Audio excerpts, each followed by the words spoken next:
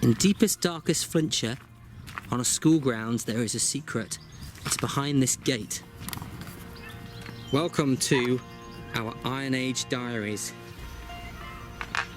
Here's Lee, or Branwen, as we should call her today. That's my Celtic name for today, well for this week actually. And today we are running our Iron Age Wild History sessions for schools in this fantastic setting. This roundhouse is in the school, and we've set it out with lots of props and things that we have in order to show off how Iron Age life was back over 2,000 years ago. I'll pass the camera over to Branwen so I can give you a tour. So welcome to Moily Gaer. That's the name of the hill fort up on the top of the mountain here. And we're here for a week to show the school how people lived in the Iron Age over 2,000 years ago. So come with me and I'll show you inside our roundhouse. So although we are Woodland Classroom and we do forest school sessions, we also do our wild history sessions where we go to schools and we teach them about life in the Iron Age. We also do Viking and Saxon life as well. And in here, past Boris the Boar, is our roundhouse we've got to use for the week. It's fantastic. We've dressed our roundhouse with lots of props.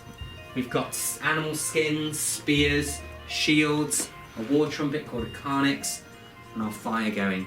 And as the week goes on, this roundhouse is going to be more and more lived in. We've got swords here, and the chieftain's chair, so I get the best seat in the house for the week. We've had lots of good questions from the kids today about the Iron Age. They've been learning about it themselves. The Celt is on the curriculum, so schools are keen to get interactive interpreters to come in and teach about the life. So the kids get to try out the props, smell the smells, cook the food.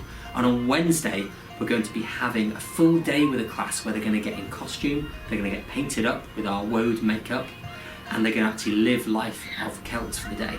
And they're going to be chopping firewood, gathering sticks from the woods, looking for wild plants to use as food and medicine and as string. We're going to be using an axe and sharp tools, doing a bit of woodwork there, and cooking up some food like lava bread as well. So really looking forward to that. So each day of the week we're going to make a little video diary to put out there to show you what we're doing, and it's all culminating on Sunday with an open day for the community for the Rosesmore Heritage Week. So thank you very much for watching, and we'll teach you more about the Iron Age life tomorrow.